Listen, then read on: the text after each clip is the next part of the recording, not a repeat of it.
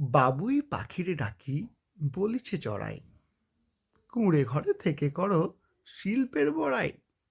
আমি থাকি মহা সুখে, অট্টালিকা পড়ে, তুমি কত কষ্ট পাও রোদ বৃষ্টি ঝড়ে। বাবুই হাসিয়া কহে, সন্দেহ কি তাই?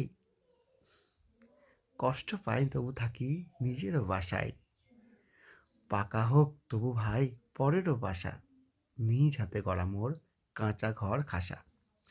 ছোটবেলায় পড়া এই কবিতাটির সাথে আজকের সমাজ জীবনের কি নিদারুণ মিল। আমাদের সমাজেও প্রতিনিয়ত এরকম একদল বাবুই পাখি আছে, যারা তাদের জীবনকে ওই সুন্দর বাবুই পাখির বাসার মতো করে গড়ে তুলতে কঠোর পরিশ্রম করছে।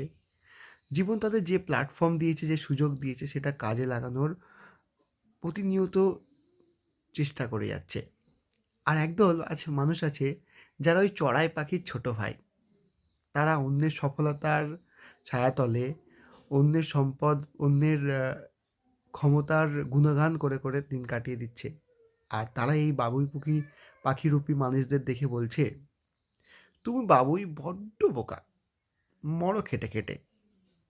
আমি চড়াই সুখেই আছি, দাদাদের পা